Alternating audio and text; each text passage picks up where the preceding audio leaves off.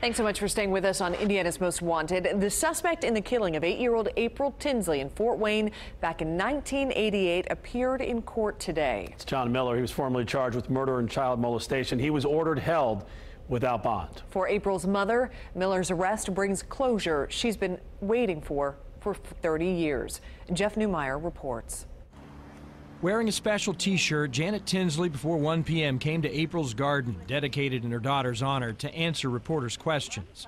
What came over her when she learned of the arrest? It was like you got that chill feel, goes from top of your head down to your toes. Sunday, based on DNA evidence and open genealogical records linking him to the crime, authorities confronted 59-year-old John D. Miller of Grable, and they say he confessed to kidnapping, raping, and suffocating the little girl before discarding the body in a ditch. Mrs. Tinsley says she often visits April's grave and looks around to see who's watching before she starts to talk to her.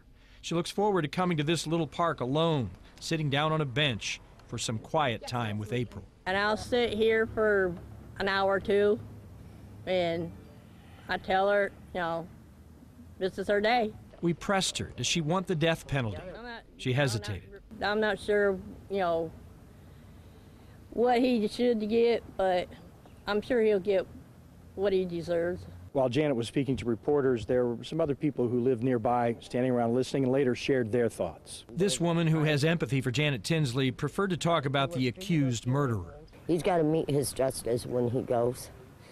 He's got to meet his ruler. He ain't going to get through the gates the way he is. It could have been anybody's child, but why April? Tina Zimmerman's daughter walked home with April the day she came up missing. Following the arrest, I said, praise the Lord. I said, praise the Lord. And it really helped. And this from a tired but relieved mom. Once this is all done, said and done, yeah, everybody needs to rally around somebody else. That was Jeff Newmeyer reporting. The arrest of 59-year-old John Miller is also bringing closure to the detectives who worked to bring him to justice. Yes, 3 generations of investigators worked on this case. Angelica Robinson talked to the detectives about what this moment means to them. It's a day they will never forget. It never left us. I still have April's picture above my desk. April 1st, 1988. 8-year-old April Tinsley went missing. Every squad car available was checking the neighborhoods. We were checking alleys. Her body found days later in a ditch along a road in southern DeKalb County. And the story of April's tragic death tugged at the heartstrings of the community. They should be able to walk a block away from their house, and that's why I think any of the detectives that I worked with or had any dealings with, there was no question about it. They head to the nose of the grindstone and let's get it solved. All total, 3 generations of detectives worked the case.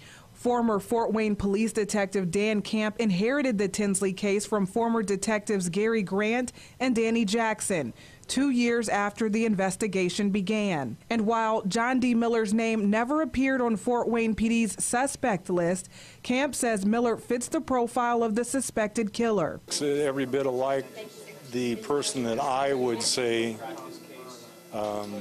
was capable of doing such things. How he was able to stay off the police radar these past 3 decades remains a mystery.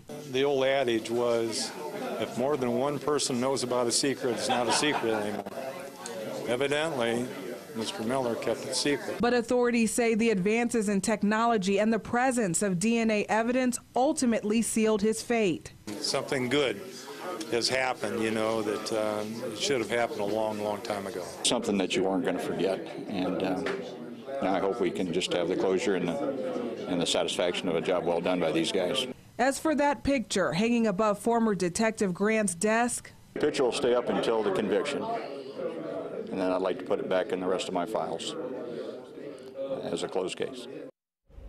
That was Angelica Robinson reporting. Yeah, because the crime was committed back in 1988, penalties fall in line with guidelines that were set back then. That means Miller could face 100 years in prison. Still to come on Indiana's Most Wanted, it has been a year since police released a sketch in the murders of 2 Delphi teenagers. We'll take a closer look at where that investigation stands next.